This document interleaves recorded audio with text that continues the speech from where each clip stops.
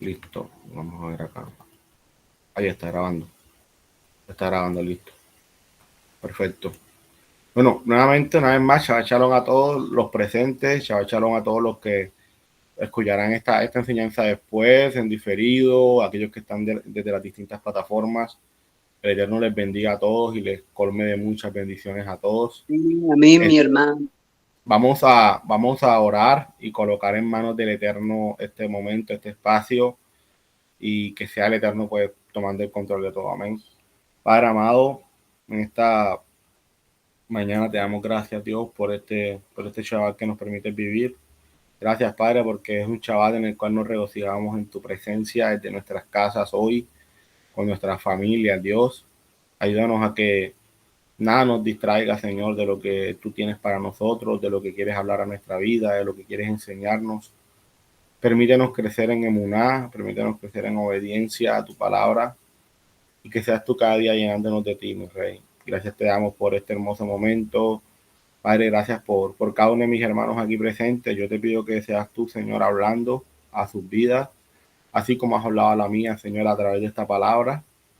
Yo te pido que seas tú guardando sus vidas también, Señor, y que seas tú en medio de todo, Padre amado, tomando el control de mis palabras, que no sean palabras humanas, sino que seas tú, Señor, dirigiéndome para poder hablar a tu pueblo.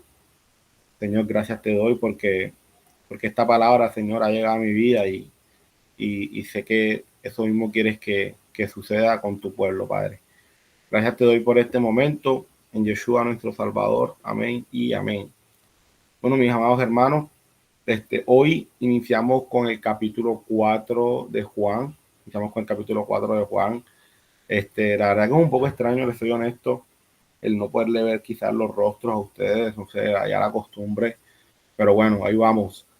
El Eterno les bendiga. Hoy, capítulo 4 de Juan, un capítulo lleno de sorpresas, hablando de lo que, de todo lo que se veía en el siglo primero. O sea, es un capítulo que para mí es de los más, es de los capítulos en los cuales Yeshua, nuestro Salvador, más impactó quizás a su sociedad y a los que le vieron en ese momento.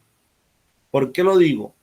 Porque quizás Yeshua podía hacer muchas cosas que eran entendidas, que eran comprendidas. Quizás muchas de ellas, otras no. Y esta es una de ellas. Y esta es una de ellas.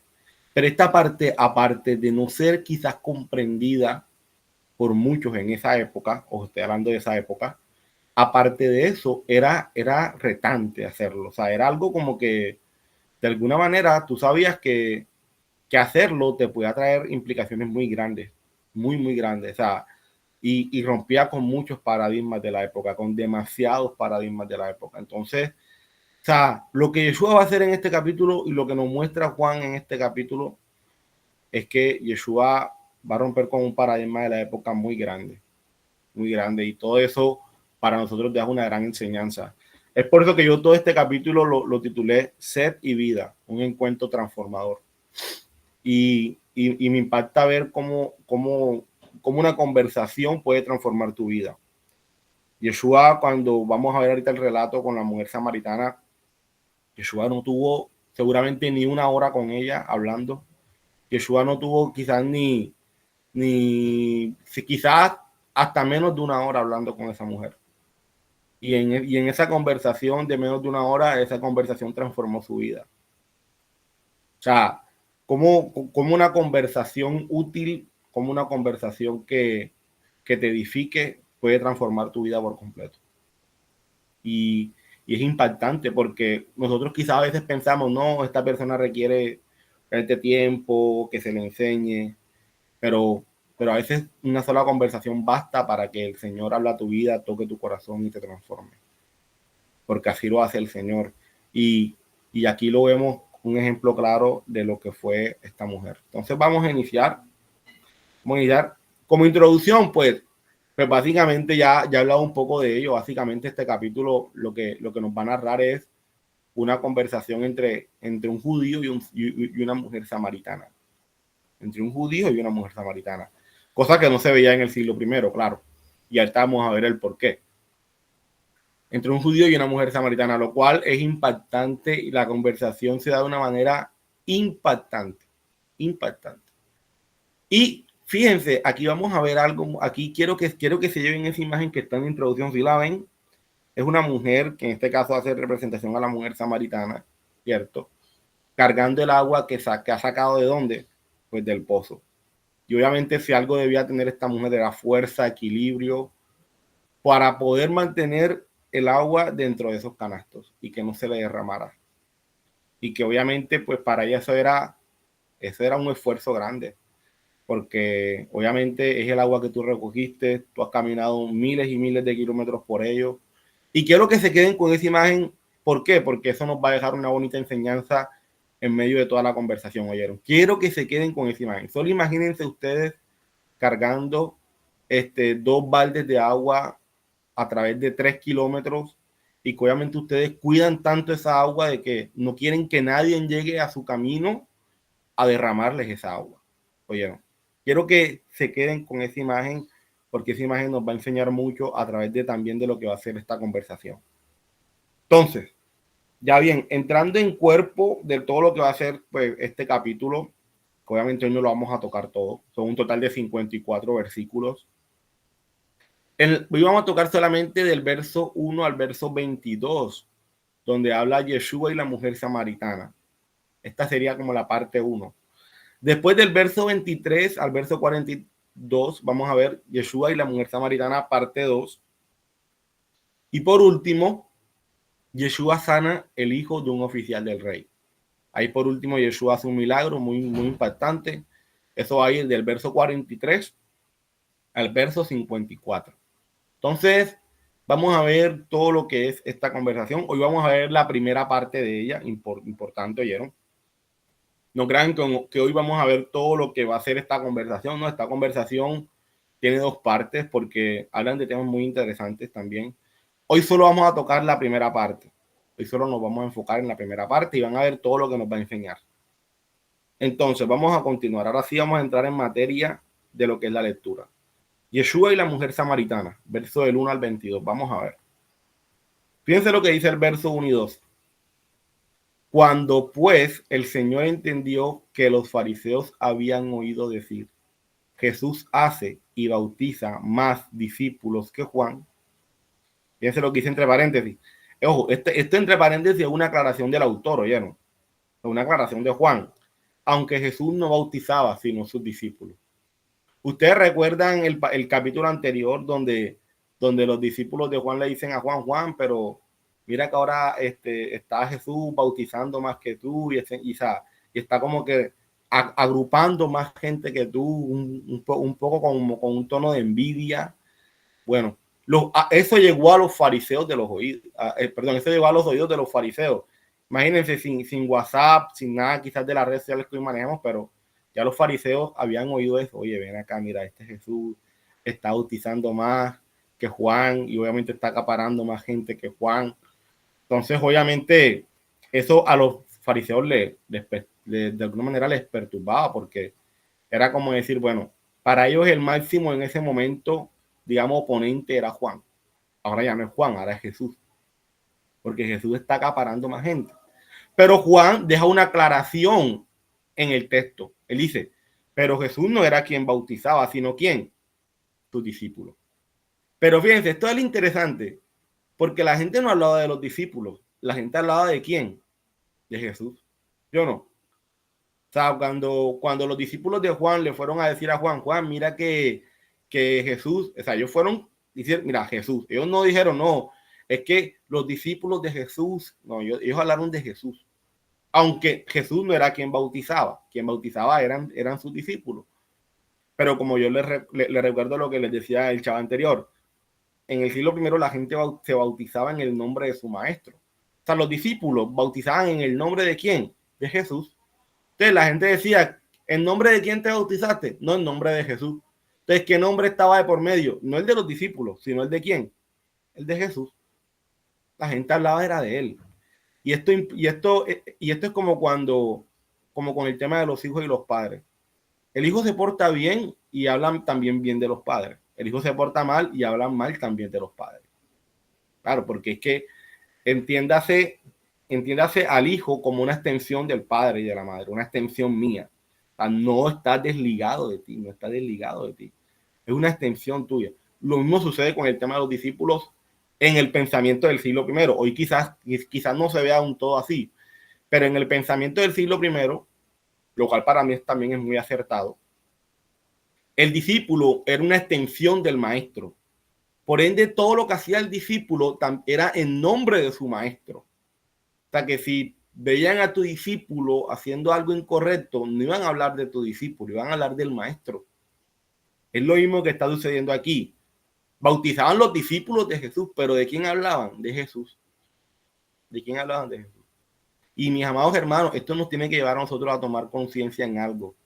Y es que cuando nosotros que quizás decimos asistimos a la quejilación, no, yo asisto donde el pastor Jorge Eliezer, donde el pastor José. O sea, el hecho de que ya uno esté diciendo esas cosas, el hecho de que la gente conozca esas cosas, cuando lo vean a uno haciendo algo, ya sea bueno o malo, tengamos en cuenta que la gente no solo va a hablar de uno, la gente va a hablar de la iglesia, la gente va a hablar del pastor.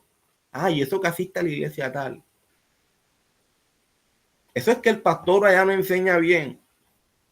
¿Quién sabe qué cosas les enseñarán?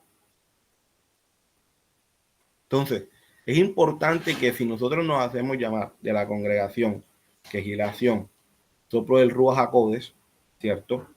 Tenemos que dar buen testimonio de eso. Porque el nombre de la congregación también está en juego quizás por nosotros, por el testimonio que demos ante los demás. Ante los demás.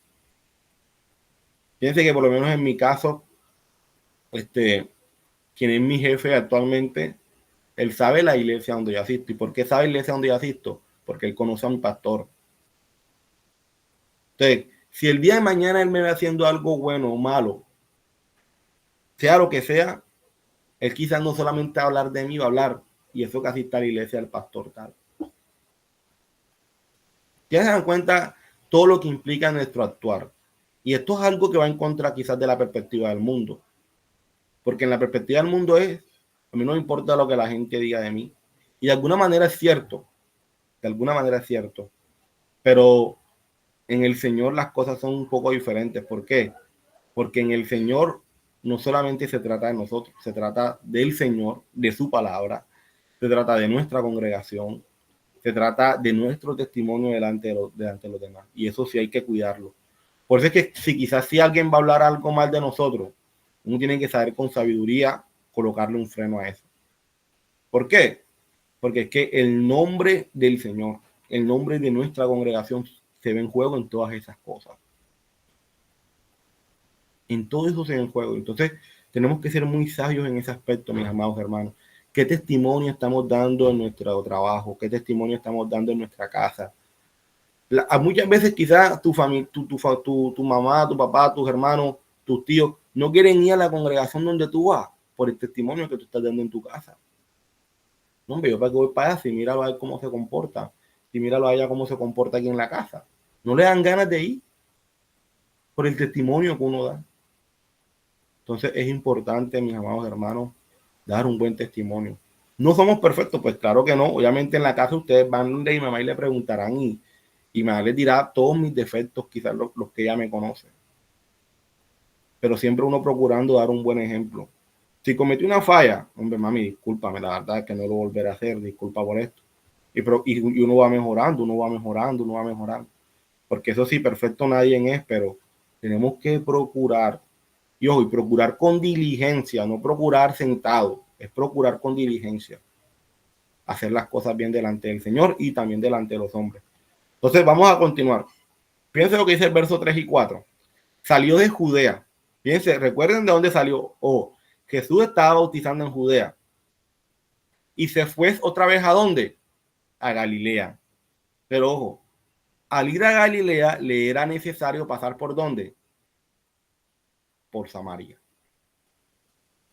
Por Samaria. Interesante, ¿no? Ustedes se preguntarán, bueno, ¿y por qué le era necesario pasar por Samaria? Pues está la primera respuesta, que no es quizás tan religiosa, y es que entre Judea y Galilea estaba Samaria. O sea, era obligación pasar por Samaria. O sea, tú no podías, es como a ver cómo colocar un ejemplo quizás hoy de nuestra ciudad Cartagena. Nosotros para ir a Arjona tenemos por obligación pasar por Turbaco. Como hoy no existe una vía alterna para quizás llegar a Arjona. Tienes que pasar por Turbaco sí o sí. Es lo mismo, a él era necesario pasar por Samaria, ¿por qué? Porque es que no había de otra. Ahora bien, podríamos decir no había de otra, pero realmente sí lo había, solo que eso ya entra en otro tema. Vamos a ver un mapa, quiero mostrarles este mapa, ¿sí lo ven acá? Bien, aquí está Judea, y él iba ¿para dónde? Para Galilea, él iba para Galilea. Y entre Judea y Galilea estaba Samaria. Entonces, fíjense que es importante aquí tener en cuenta lo que estaba en medio de esta región. Ahora bien, el texto dice que le era necesario pasar por Samaria. Disculpen, ¿me están escuchando? Amén. ¿Sí me están escuchando? Amén. Ahora, otra pregunta, ¿se ve la diapositiva? Ah, ok. Bueno, gracias por la anotación. Gracias por la anotación. Denme un momentico acá porque, pues siendo así, que al caso, ¿cierto? De estar yo mostrando un mapa. No se ve la diapositiva. Solo se ve la primera portada. Estás presentando la diapositiva, el archivo, no la presentación. Ah, ok, perfecto. Gracias. Ahí se ve. Bueno, ya, miren, ya he hablado creo que 15 minutos. Ahora sí. Por ahí. He hablado 15 minuticos y les había mostrado prácticamente Ahora esto sí. que ya lo vimos, la introducción, ya lo vimos, le dije, bueno, ahí les dije, manténganse con esta imagen, no, yo sé que quizás me escucharon, pero no vieron la imagen seguramente, manténganse con esta imagen de esta mujer cargando su agua, muy importante. Aquí prácticamente fue que les mostré el cuerpo, o sea, los temas que vamos a ver, los puntos, en este caso es del verso 1 al verso 22, para que lo tengan presente, y vamos a compartir solamente esta primera parte. Aquí obviamente como presentación de los puntos que vamos a ver hoy. Y aquí, bueno, ya les compartía, ¿cierto? Fíjense que aquí cuando les decía que aunque Jesús no bautizaba, sino ¿quién? Sus discípulos. ¿Pero de quién hablaban? De Jesús. Hablaban era de Jesús. Y fíjense que dice acá, y le era necesario pasar por Samaria. Aquí les decía, bueno, le colocaba el ejemplo de cuando quizás queremos ir a Arjona, para nosotros es necesario pasar por Turbaco. Algo bueno, yo digo esto ahora, pero la verdad no sé si existe una vía alterna, la verdad. Si la hay, pues me corrigen. Pero hasta donde sea así. Y les mostraba el mapa. Les mostraba el mapa que está acá. Eso es lo que les he compartido hasta ahora. Sencillamente quiero que se queden con la imagen de la mujer cargando el agua. Quiero que se queden con eso porque para mí, les soy honesto, parte de la enseñanza que el Padre me dejó está en esa imagen. La verdad, les soy súper honesto. Parte de la enseñanza para mí está en esa imagen. Y quiero que la tengan muy presente. Entonces, aquí está, fíjense, aquí está el mapa. A ver, denme un momentito por acá. Ahí estamos. Listo. Aquí está el mapa. Les voy a poner acá el puntero láser. Aquí está Judea. Este es Judea. Aquí está Samaria. Y aquí está Galilea. Yeshua iba a pasar de Judea a Galilea. ¿Era necesario pasar por Samaria? Pues ya vemos claramente que sí. Es más, recuerden este nombre, Sicar. Recuérdenlo, por favor. ¿Vieron? ¿Por qué le pido que lo recuerden? Porque aquí es donde Jesús se va a quedar. ¿Oyeron? En Sicar. Él va a hacer un pare ahí en Sicar. Pero ahora bien, ¿qué hacía la gente? Ojo, y quiero que, y sé que ya muchos saben, pero ahorita se lo voy a explicar, el tema en que entre judíos y samaritanos no se gustaban. Entonces la gran pregunta es, ¿cómo hacía el judío cuando quería ir a Galilea? Si tenía que pasar por Samaria. ¿Cómo hacía? ¿Saben qué hacían? Hacían esto, vean, les voy a decir qué hacían. Cogían esta parte, cogían por acá, daban la vuelta por acá y cruzaban, pero por el río Jordán, para acá. Cogían todo este río Jordán. No se ve el mapa, hermano, no se ve el mapa.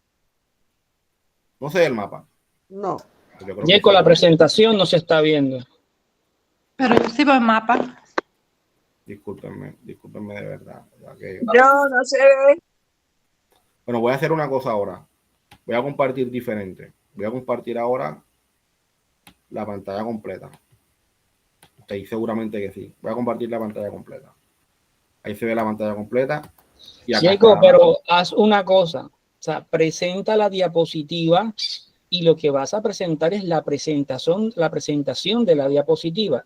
Eso lo haces con la tecla Windows, la de los cuadritos. A ver, denme un momento. Yo sí lo veo. Aquí. Yo creo que y ahí me van a confirmar si lo ven. Quiero que me confirmen ahí si lo ven. Ahora sí. Ok. Listo. Listo, perfecto. Bueno, cualquier cosa me dicen porque de verdad que la idea es que puedan ver la diapositiva de igual manera. Entonces, a ver, como les estaba diciendo, ¿era necesario pasar por Samaria? Pues claro que sí, era necesario pasar por Samaria. Fíjense que de Judea a Galilea era necesario pasar por Samaria. ¿Qué hacía el judío que no se gustaba con el samaritano? En su parte la gran mayoría, bueno, para no decir todo, pero puedo decirlo que todo, es que a ver, lo que hace nuestro Salvador es una excepción a la regla que existía. Pero fíjense lo que hacían, venían y tomaban por acá, seguían por acá, por acá, por acá, y tomaban todo el río Jordán. Tomaban todo el río Jordán para poder llegar a Galilea. Todo el río Jordán lo tomaban, para no tener que pasar por Samaria. Tomaban el río Jordán. Entonces, claro, para solo imagínense, es como cuando tú no te gustas con el vecino, que tú te das la vuelta para no tener que pasar por la casa del vecino. Una actitud bastante, yo digo, un poco, no sé, como que un poco inmadura, pero pues así más o menos. Así más o menos. Eso era lo que pasaba. O sea, venían y se daban la vuelta por acá y cogían todo el río Jordán para poder llegar a Galilea, con tal de no tener que pasar por Samaria. Ahora bien, la pregunta es, ¿por qué tanto odio? O sea, ¿cuál era el conflicto entre judíos y samaritanos en el siglo I? ¿Por qué existía eso? Es importante saberlo, claro, porque si no, pues vamos a pasar desapercibido muchas cosas. Pero para poder explicar esto, tenemos que remontarnos a los tiempos del rey Salomón. Claro.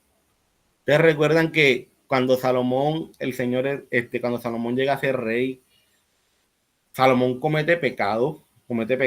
Dentro de esos pecados fue hacer alianzas con otros reyes, guardar para sí muchos caballos, cosa que no estaba bien, tener para sí muchas mujeres.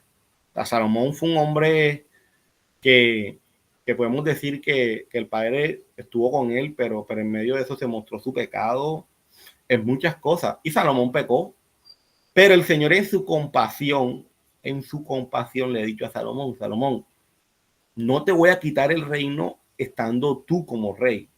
No, perdón, no voy a dividir el reino estando tú como rey. Lo voy a hacer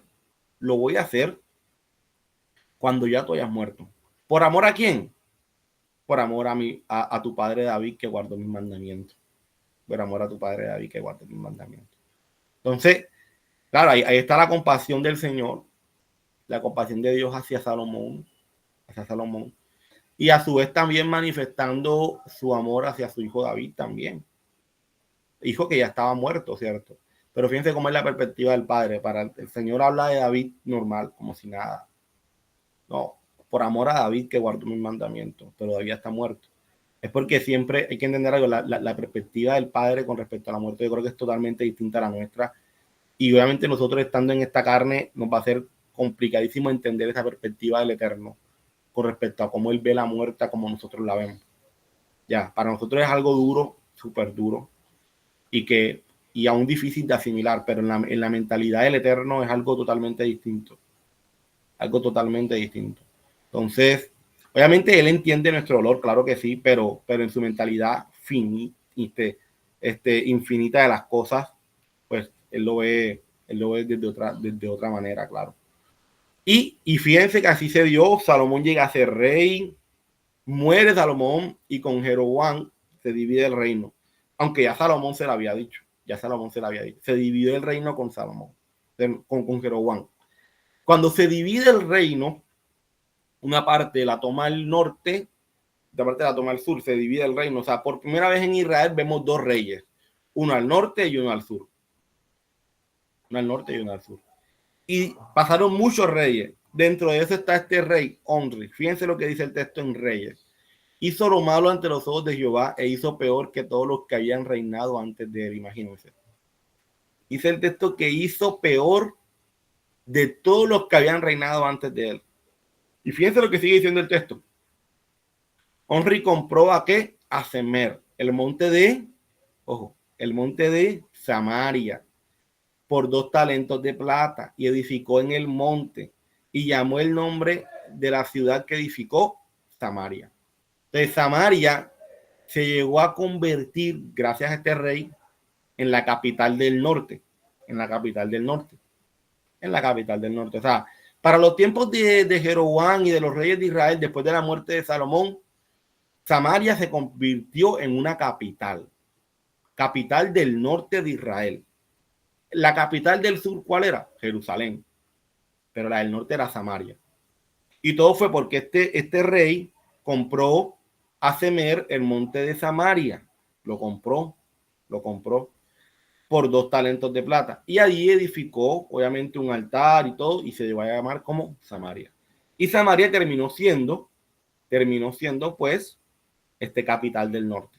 Ahora bien, piensen lo que dice el segundo libro de Reyes. Gente de Babilonia, de Cuta, de Aba, de Hamat, de Serfabain, y los puso en las ciudades de ¿dónde? De Samaria. ¿En lugar de quién? De los hijos de Israel. Claro, aquí ya estamos hablando ya cuando el pueblo fue conquistado, ¿cierto?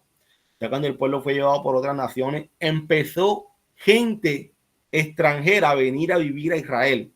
¿Y dónde se quedaba esa gente? Aquí está, en Samaria. Entonces, ¿qué pasaba? Ocurrió un conflicto.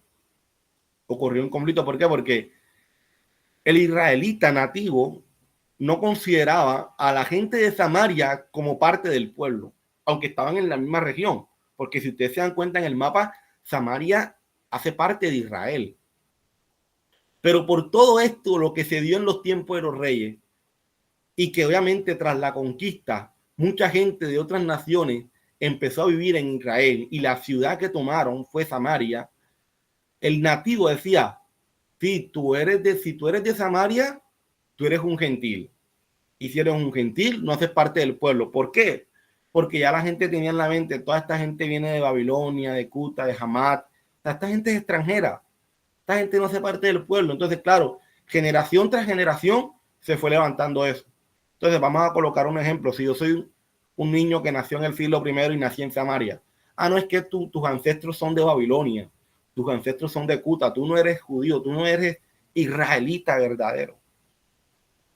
Pero pueda que yo sea un niño que bajo el contexto donde me estoy desenvolviendo, yo escuche Torá, yo vaya a la sinagoga, yo haga todo lo de un judío en el siglo I. Pero el judío a mí no me considera judío. El judío a mí no me considera israelita. Solo por ser ¿de dónde? De Samaria. Y por tener una descendencia babilónica o de cualquier otra región. Entonces, por eso es que el judío y el samaritano no se gustaban. Es más, el samaritano no asistía a las sinagogas de los judíos. El samaritano tenía su sinagoga en su región. Y solamente asistían ellos. Porque no era que los samaritanos iban a ir a Jerusalén a guardar Shabbat allá o a guardar pesas. No podían. No, ¿y tú de dónde eres? No, yo soy de Samaria. No, tú no puedes entrar aquí. Tú eres un gentil. Tú eres un pagano. Entonces, ahí vemos algo claramente, y es cómo lastimosamente por un pasado que a la final del cual ellos no tienen culpa, en el presente se les juzga y se les atañe como pecadores, por decirlo de alguna manera. No, es que tus ancestros son babilónicos, tú vienes de tierras paganas. ¿Se dan cuenta cómo se va dañando la concepción que uno puede tener de alguien solo porque el papá era así o porque la mamá es así? Y eso pasa hoy mismo.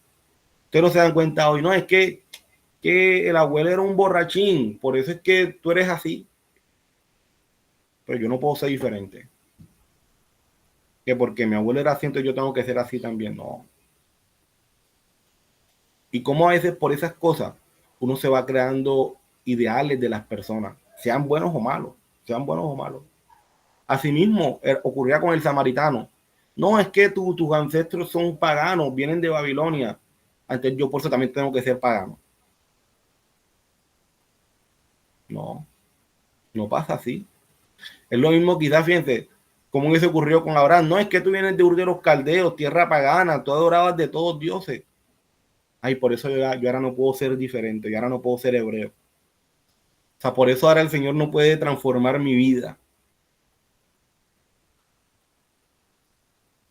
Y todos aquí, todos los que estamos presentes, todos los que quizás en su momento escucharán esta enseñanza, sabrán que hemos venido quizás de una familia, quizás nos hemos desenvuelto en un entorno donde no se respiraba nada de la palabra de Dios, donde cada quien hacía lo que le parecía mejor, donde quizás por cosas de nuestro pasado, cierto, quizás la gente hoy puede juzgar, pero es que el Señor nos ha hecho nuevos en todo. En todo nos ha hecho nuevo, nos ha cambiado en todo. ¿Seguimos en el proceso? Pues claro, pero por venir yo de cierta parte, eso no me hace igual. Eso no me hace igual, porque el Señor cambia y cambia a quien Él quiere, y no tiene que ver con nada, o sea, no tiene que ver con absolutamente nada. Y el Señor hace como Él quiere, amén. El Señor hace como Él quiere. Es más, fíjense, tanto era quizás el tema de los samaritanos que llamar a un judío samaritano era un insulto. Tanto así que a nuestro Salvador le llamaron samaritano. Fíjense lo que dice el texto en Juan 8:48.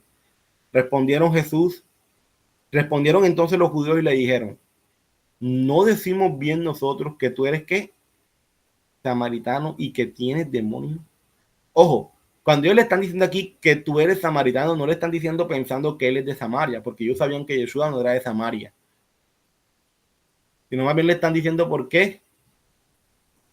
¿Por qué lo están diciendo? Por un tema de burla. De burla. Ah, tú eres un samaritano, o sea, tú eres un gentil, tú eres un pagano. ¿Cierto? O sea, es también como que lo que implicaba esa palabra hoy en día, en ese momento. Implicaba cosas fuertes. Entonces, ya entendemos por qué se daba este conflicto entre judíos y samaritanos.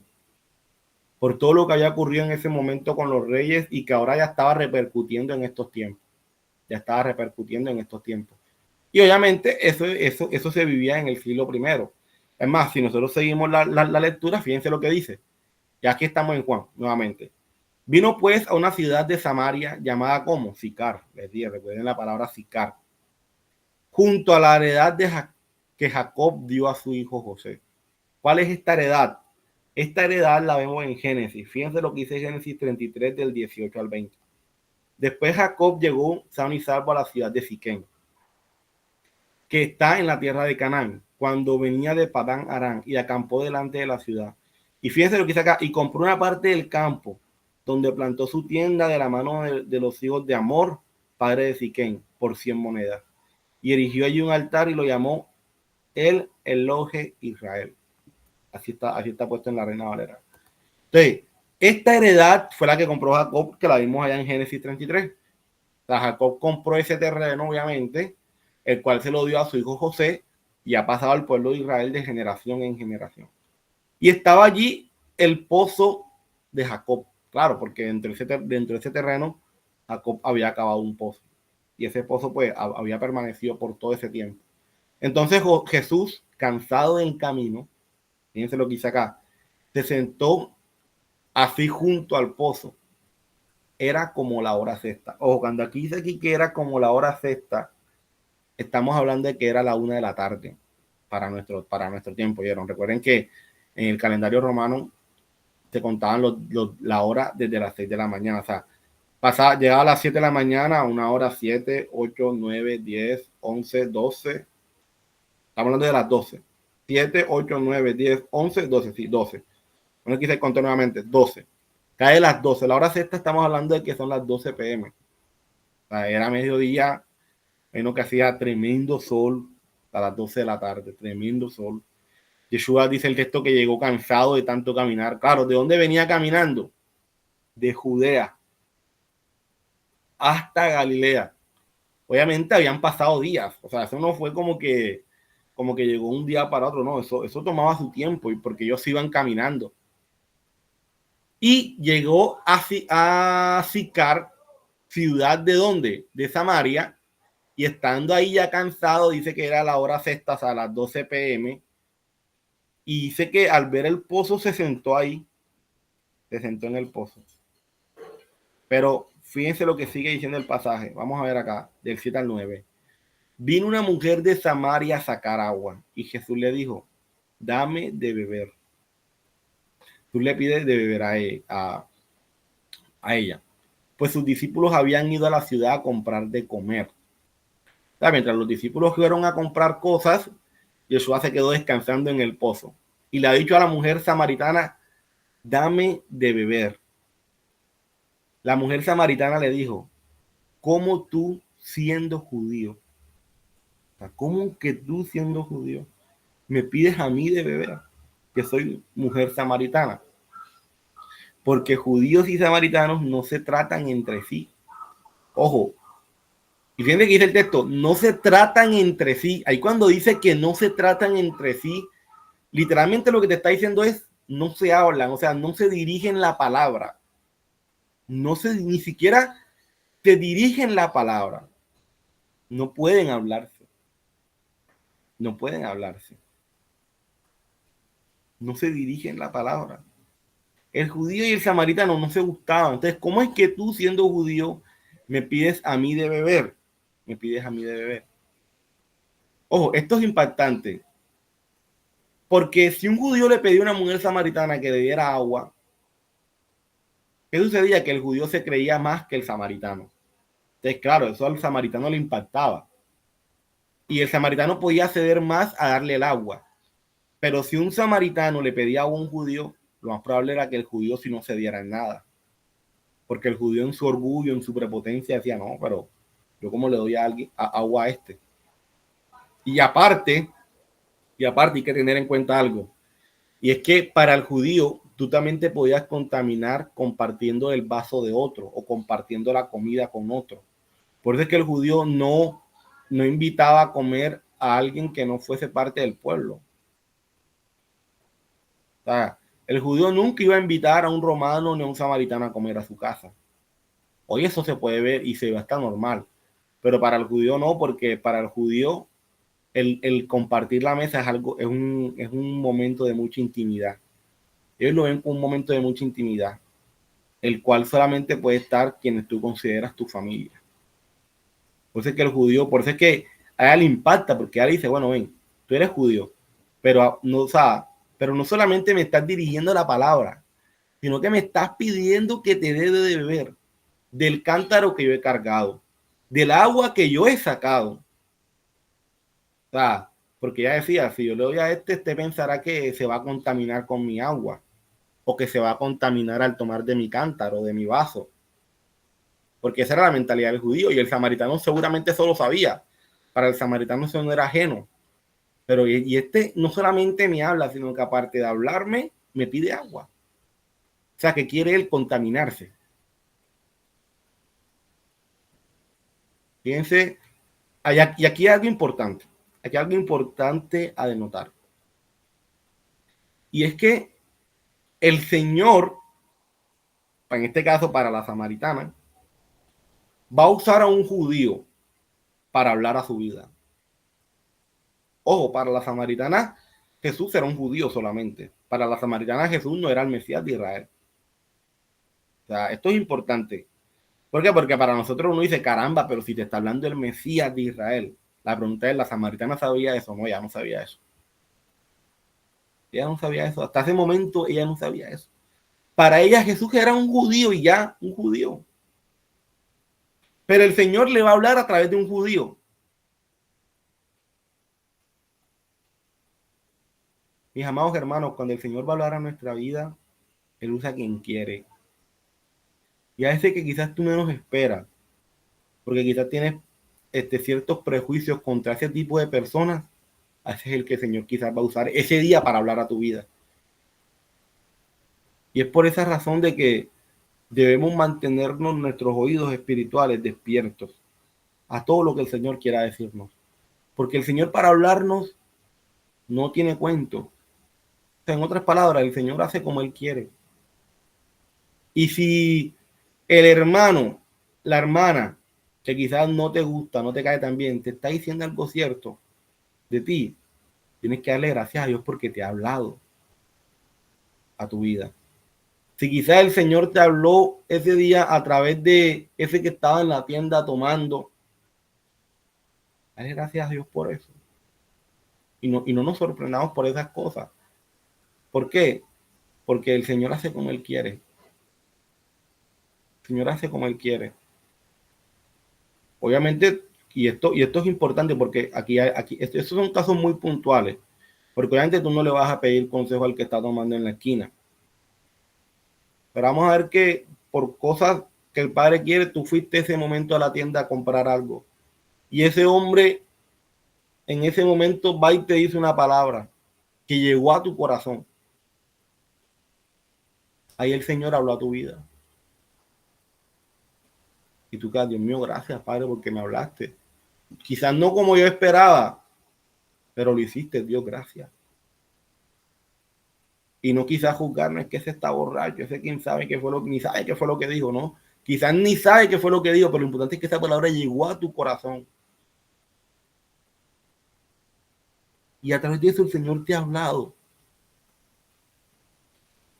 Y esto no solamente va con las personas, porque a veces uno, quizás con las personas solamente, no solamente con las personas. El Señor te puede hablar a través de las nubes. El Señor te puede hablar a través del océano. El Señor te puede hablar a través de la naturaleza. El Señor te puede hablar a través de quizás aún todo el desorden que se vive en este mundo, en nuestra ciudad con el tema de las fiestas. La gente está en un desorden. A través de esas cosas el Señor nos habla, nos muestra las cosas, nos dice, mira cómo está este mundo. Así hubieses estado tú si no hubieses llegado a mí. Ahí el Señor te está hablando. Hace como Él quiere, ¿no? Hace como Él quiere. Pero para eso que tenemos que estar, mis amados, atentos, porque el Señor, como Él quiera, hace. Por algo el Señor da la instrucción a los padres. Padre, enseñar a tu hijo cuando andes por el camino, cuando vayas por el parque, cuando vayas por la plaza, al despertarte, al acostarte. ¿Por qué el Señor llega hasta ese punto? Porque el Padre sabe que tú puedes aprovechar cada cosa, sea donde estés, para enseñarle algo a tu hijo. Si vas por la plaza, el Señor, por algo quizás, tú le puedes hablar a tu hijo. ¿Por qué? Porque la creación habla de Él. Porque todo habla de Él. Sea para mostrarte las cosas buenas, sea para mostrarte las cosas malas.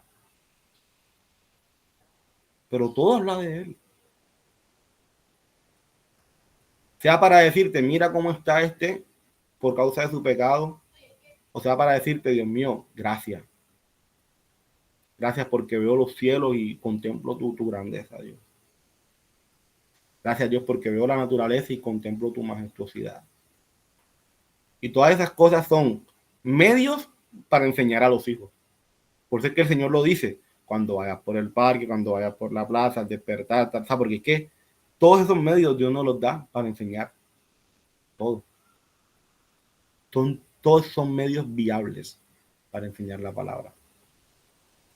Aquí en este caso el Señor usó a un judío, siendo el mismo, claro. Solo que yo me voy quizás a como la mujer samaritana lo veía.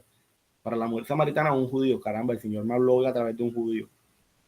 Para nosotros, obviamente, acá, a nuestra perspectiva es, el Padre se acercó a esa mujer y le ha hablado directamente. Para esa mujer no era así. Pero esto es importante y esto nos enseña de que tenemos que mantenernos atentos a las distintas maneras como el Padre quiere hablar a nuestra vida. Porque para que el Señor hable a nuestra vida, no necesariamente tenemos que estar ni en la iglesia ni orando. Solamente hay que estar bien atentos a nuestro alrededor y ver que en cada cosa el Señor quiere decirnos algo. Y de todas esas cosas tenemos que estar atentos. Entonces vamos a continuar. Fíjense lo que dice el verso 10. Respondió Jesús y le dijo, si conocieras el don de Dios, o sea, en otras palabras, si conocieras el regalo de Dios, y quién es el que te dice, dame de beber, ¿te dan cuenta? Ya no sabía nada. Por eso es que Yeshua le dice, oye, si tú supieras quién te está pidiendo de beber, tú le pedirías y él te daría agua viva. Y aquí ya nuestro Salvador está tomando el agua física para hablarle del agua espiritual. Pero fíjense, claramente lo vemos, para la samaritana, ella no sabía nada, para ella Jesús era un judío más. Hasta ese momento, claro, hasta ese momento. Entonces es que le dice, oye, si tú supieras quién te está pidiendo agua, pues tú le darías, o sea, tú le pedirías más bien, y él te daría agua viva. O sea, no fuese que él te pida a ti, o sea, es que aquí es lo importante, fíjense lo interesante, el Señor se acercó a ella, pero no porque el Señor tuviese necesidad de ella, sino para mostrarle a ella la necesidad que ella tiene de él. Pues es que le dice, oye, si tú supieras quién te está pidiendo el agua, tú le pedirías. Aquí dice, tú le pedirías. O sea, no es que él te va a pedir a ti, es que tú le vas a, si tú supieras quién te la está pidiendo, tú le pedirías a él. Porque eres tú quien necesita de él. Eres tú quien necesita de él. Aquí hay algo importante. El Padre se acerca a nosotros no porque él necesite de nosotros. El Padre se acercó a mí no porque no porque él necesitara de mí, porque él no necesita nada de mí, sino precisamente para esto, para que yo le conociera. Y cuando yo le conociera, entonces era yo quien le iba a pedir a él, y él me iba a dar agua viva. O sea, en otras palabras, se acerca a nuestra vida para mostrarnos nuestra necesidad de él, para mostrarnos nuestra necesidad de él. Y es por esta razón que cuando el Padre trae circunstancias a nuestra vida, no es para él saber si nosotros le somos fieles o no es para él saber cómo actuamos nosotros, no, es para mostrarnos a nosotros cómo está nuestra fe, es para mostrarnos a nosotros cómo está nuestra fidelidad a él. Pasaste por este momento, quizás no fuiste fiel. Claro, ahí te estoy mostrando que quizás en esa área tuya no eres tan fiel quizás como piensas. No eres tan fiel como piensas. Entonces, ahí nos damos cuenta. El Señor se acerca a nuestra vida no porque Él necesite algo de nosotros, sino porque Él quiere mostrarnos a nosotros nuestra necesidad de Él. Para que cuando ya nosotros la reconozcamos, Señor, dame de esa agua. Y el Señor nos dará agua viva. Ahora bien, yo me hago una pregunta. Simbolismo del agua en la mentalidad hebrea. Esto es importante. Simbolismo del agua en la mentalidad hebrea. Vamos a leer Salmo 1 del 1 al 3. Bienaventurado el varón que no anduvo en consejo de ¿qué? De malos. Bienaventurado el varón que no anduvo en consejo de malos. Aquí les recomiendo a mis amados hermanos, de verdad que, bueno, ya precisamente íbamos a terminar el libro de Salmos. Les recomiendo que se escuchen Salmo 1 de nuestro pastor José. Es muy interesante, la verdad, muy, muy bueno ese capítulo. Me gusta mucho ese Salmo. Ni estuvo en camino de pecadores, ni en silla de escarnecedores se ha sentado. Fíjense lo que dice el verso 2. Sino que en la ley de Jehová está su delicia. Y en su ley medita de día y de noche. Amén. Fíjense lo que viene por causa de meditar en la palabra de Dios. Será como árbol plantado junto a ¿qué? Aquí está. Corrientes de agua. ¿Qué son esas corrientes de agua? Pues la palabra de Dios que fluye en tu vida. Que fluye en tu vida. Y esa palabra, esas corrientes de agua que llegan a tu vida por causa de esto, de meditar en la ley de día y de noche, son las que te permiten dar fruto. Mira, que da su fruto a su tiempo y su hoja ¿qué? No cae. Y todo lo que hace prosperará. Pero ¿qué es lo que permite todo esto? ¿Qué es lo que te permite dar fruto? ¿Qué es lo que permite que tu hoja no caiga? ¿Qué es lo que te permite prosperar? Esto, vean. Aquí está. Estar o estar plantado junto a corrientes de ¿qué? De agua. ¿Y esas corrientes de agua qué son? La palabra del Señor, la ley de Jehová. La ley de Jehová. O sea que en hebreo el agua simboliza, por eso es que el agua simboliza purificación, porque es que lo que nos purifica es la palabra. Y este concepto lo vemos claramente en este siguiente pasaje de Efesios. Fíjense lo que dice Efesios. Someteos unos a otros en el temor de Dios. Las casadas estén sujetas a sus propios maridos como al Señor. Porque el marido es cabeza de la mujer, así como Cristo es cabeza de la iglesia, la cual es su cuerpo y él es su salvador. Así que, fíjense lo que dice acá. Como la iglesia está sujeta a Cristo, así también las casadas lo estén a sus maridos en todo. Fíjense que el deber de la casada es someterse a su esposo. Pero ese sometimiento no es un sometimiento como que impuesto de alguna manera. O sea, no es un sometimiento que se base en el miedo o en el simple hecho de que tú eres mi esposo. Sencillamente el padre lo dice. ¿Por qué? Porque el esposo es cabeza. Pero fíjense lo que dice el texto, el verso 25. Maridos, amad a vuestras mujeres así como Cristo ama a la iglesia. ¿Se dan cuenta? Ese sometimiento se basa en esto, en amor. Pero no en el amor que ella te exprese, sino en el amor que tú le expreses a ella.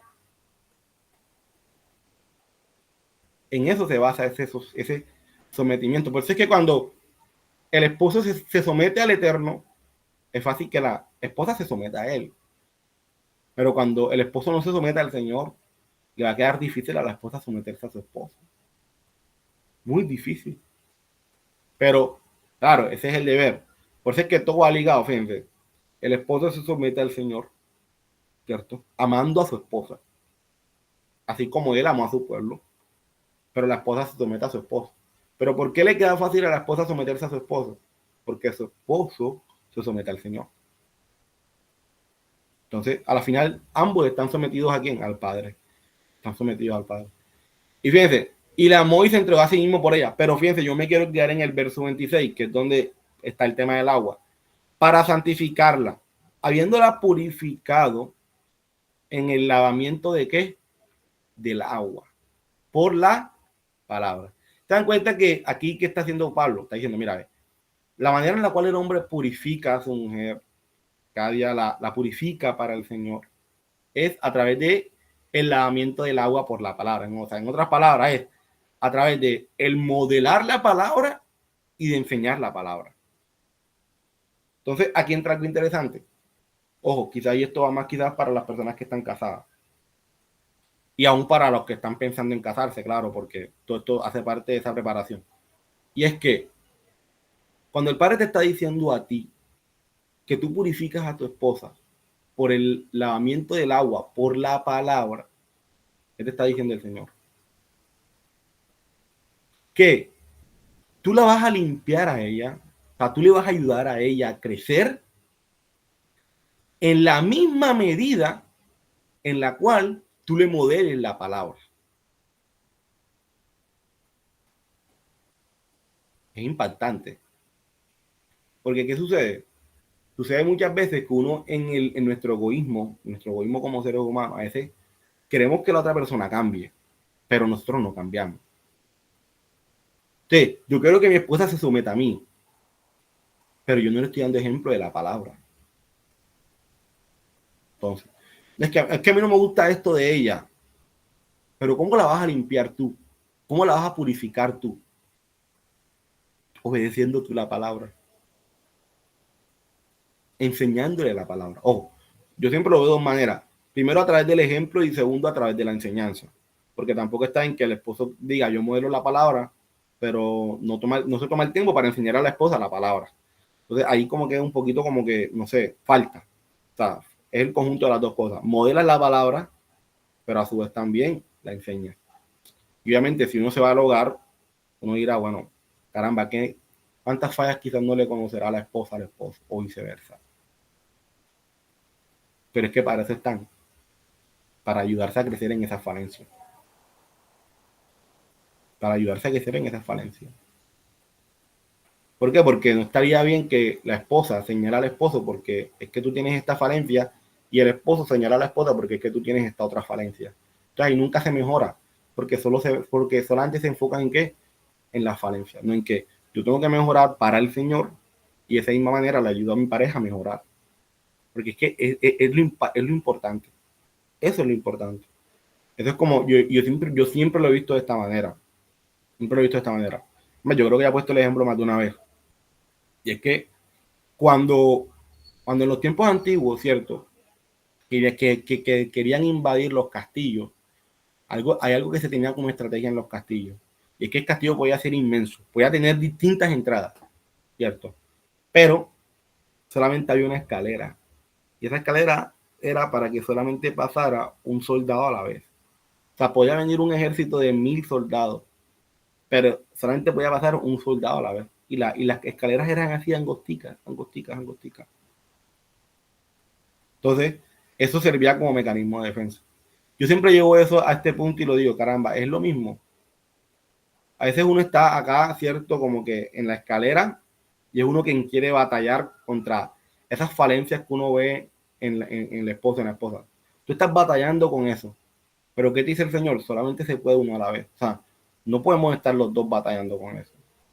O batallo yo o batallas tú, pero los dos no podemos. Entonces, ¿cómo tú descansas en el Señor? Pero Señor, yo me enfoco en obedecerte, en dar ejemplo, y tú que te encargues, Señor, de ayudarle a ella a cambiar, de ayudarle a él a cambiar. Porque a través de mi ejemplo yo le ayudo.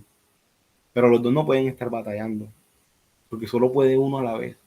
Solo puede subir uno a la vez. O es el Señor o eres tú. Entonces a veces no le damos espacio al Señor para que intervenga, para que actúe. Porque lo queremos hacer con nuestras fuerzas. Y fíjense, yo digo todas estas cosas y a la final pues no estoy casado. Pero voy a vivirlo. O que quizás los pastores que están casados que lo digan. No es fácil entregarle al Señor esas cosas porque a veces uno por nuestros medios, uno como que quisiera que la otra persona cambiara, que la otra persona hiciera. Ya, pero es como que solamente puede uno a la vez. Y uno le toca hacer, pues en este caso, lo que a cada quien le corresponde. Por amor al Señor primeramente. Pero ahora bien, el tema del agua. ¿Qué simboliza el agua? Pues la palabra que te limpia, que te purifica. Que te limpia y que te purifica. Ahora bien, aquí quiero entrar a una enseñanza muy bonita que me dejó el texto. Y fue con respecto al tema. Ustedes vean a la mujer samaritana, ¿cierto? En la imagen que yo le mostré en la introducción, cargando el agua, ¿cierto? Y esa agua pues simboliza, como se los decía ahorita, la palabra que te limpia, que te purifica, simboliza eso.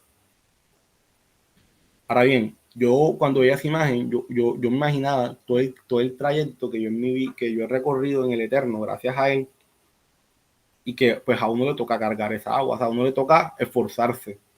O sea, cuántas cosas quizás uno no deja, cuántas cosas quizás uno le dice que no, o cuántas cosas uno le dice que sí, o sea, en fin, cuánto esfuerzo uno tiene que hacer en esta vida para mantenerse firme en los caminos del Señor, obviamente dando de la glorial, porque todo es gracias a Él. Pero todo ese esfuerzo que uno tiene que hacer día a día para mantenerse firme en el Señor. Y esa agua que uno va cargando y que uno no puede permitir que nada ni nadie llegue a ¿qué? A tumbar esa agua.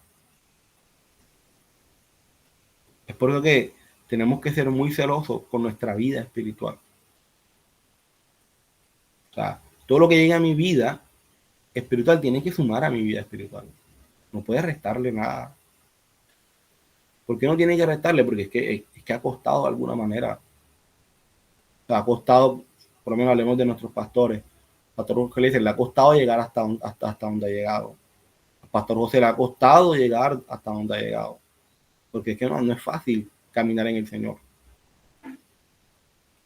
Y obviamente todo lo que llegue a su vida tiene que llegar a sumar a su vida espiritual. No puede llegar a restar. Porque es que cargar esa agua cuesta.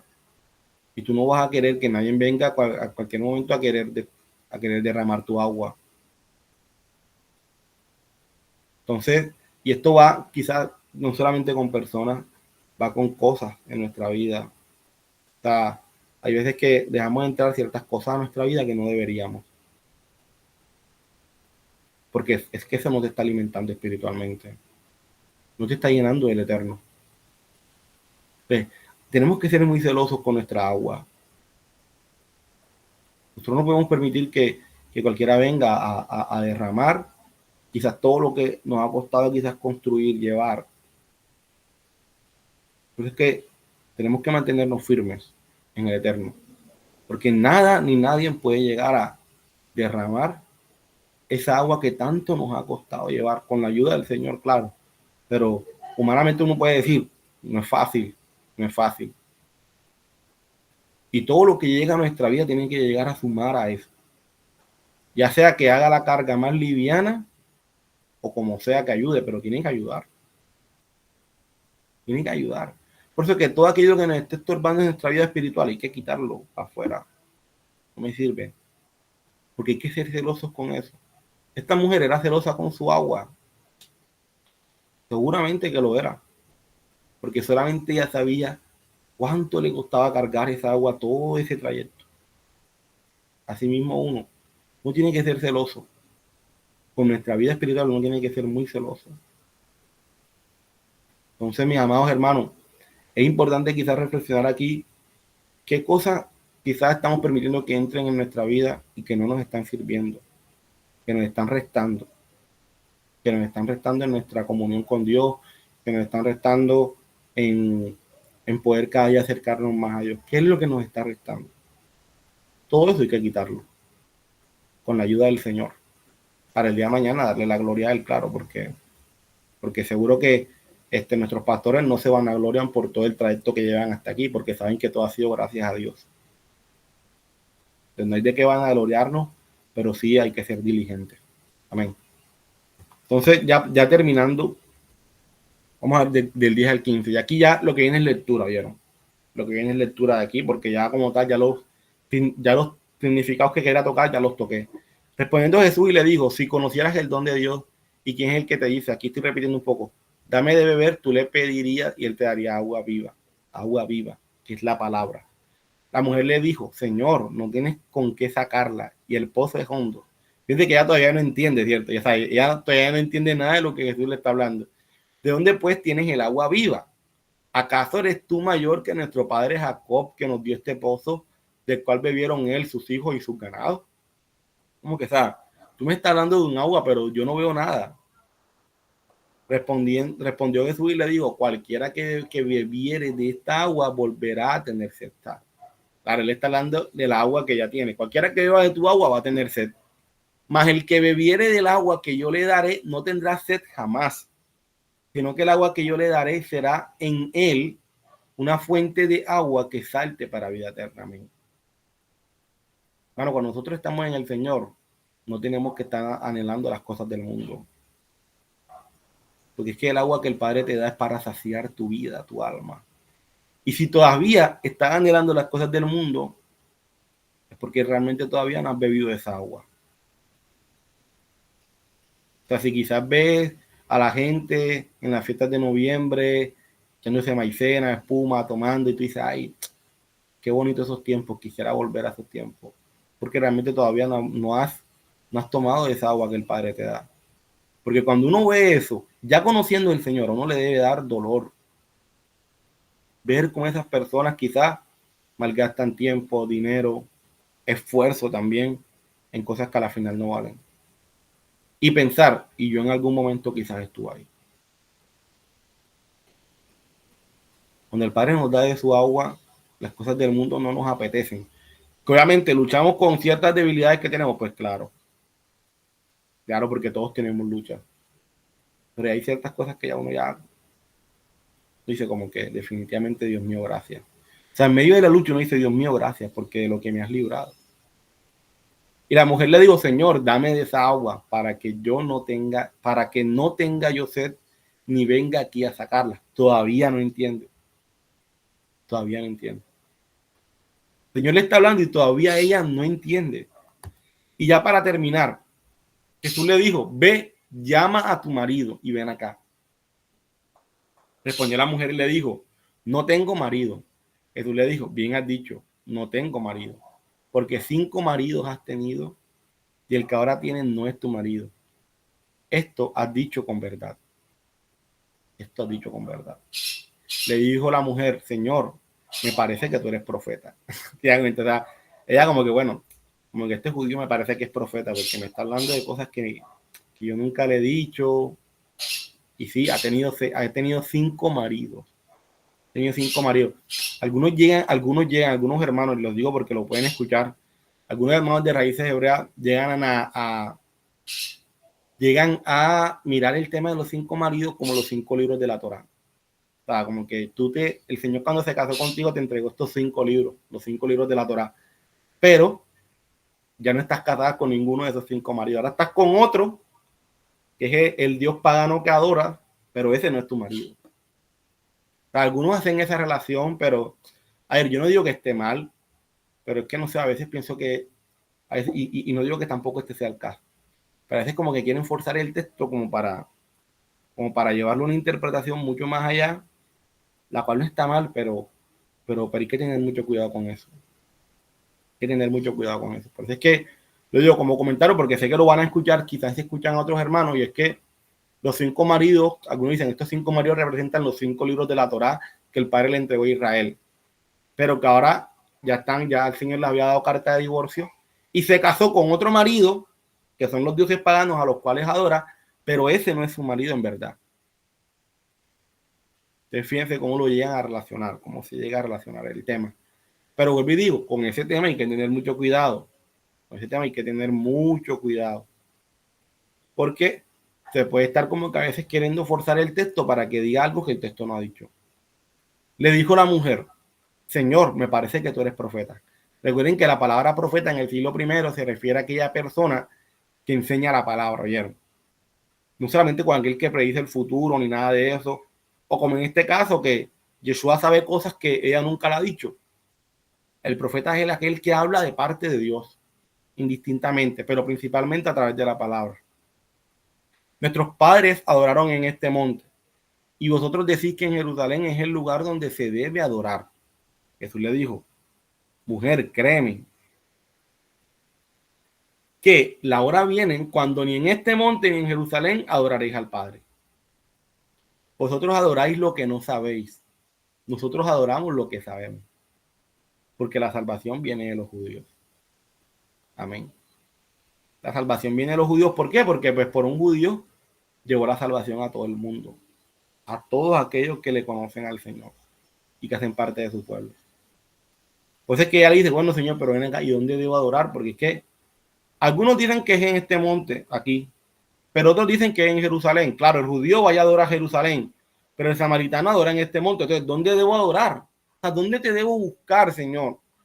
Entonces, créeme que llegará el momento donde ni en este monte ni en Jerusalén. Y aquí Yeshua más adelante va a hablar un tema de la adoración, que por eso quise dejarlo para el próximo show, porque quería como que quedarme ahí, porque el tema de la oración es importante. Es importante, cómo adorar al Señor, cómo yo debo adorar a Dios. Y eso va a ser impactante para lo que después Yeshua va a decirle a ella. Pero al final le dice, vosotros adoran lo que no saben. O sea, ustedes están hablando de cosas que ustedes ni siquiera saben. Pero nosotros, o sea, hablando de los judíos, o sea, él se está refiriendo a los judíos. Él no dice, pero yo, dice, pero nosotros, o sea, hablando del judío. Pero nosotros adoramos lo que sabemos. Porque la salvación viene de quién? De los judíos. La salvación viene de los judíos, claro. Está más que claro. Por eso que de alguna manera es cierto que el cristianismo nace del judaísmo. Claro, el cristianismo nace del judaísmo. Una religión que viene de ahí. Ya, claro, ¿qué es lo que hace el cristianismo después, conociendo lo que hoy conocemos como el catolicismo? Que empieza a mezclar cosas de la palabra con cosas paganas. Entonces ya, eso ya es otro tema. O sea, ya ahí se mezclaron muchas cosas. Amén. Pero mis amados hermanos, esto ha sido todo por hoy. Quiero compartirles la conclusión. La conclusión, fíjense dónde la tengo, en Mateo. Con este texto quise concluir porque creo que encierra mucho de lo que hoy hemos hablado, que dice, cualquiera pues que me oye estas palabras y las hace. Fíjense lo que dice. Cualquiera que oye mis palabras y las obedece, está el agua, ¿cierto? Le compararé a un hombre prudente que edificó su casa sobre la roca. Amén. Descendió lluvia, vinieron ríos, soplaron vientos y golpearon contra aquella casa y no cayó, porque estaba fundada sobre la roca. Pero cualquiera que me oye estas palabras y no las hace, le compararé a un hombre insensato que edificó su casa sobre la arena. Y descendió lluvia y vinieron ríos y soplaron vientos y dieron con ímpetu contra aquella casa y cayó. Y fue grande su ruina. Fue grande su ruina. Mis amados hermanos, nuestra ruina hubiese sido grande si el Señor no nos hubiese permitido escuchar su palabra. O sea, nuestra vida, no, pues, quién sabe qué hubiese sido nuestra vida hoy si el Padre no hubiese llegado. Pero de seguro que la ruina hubiese sido grande.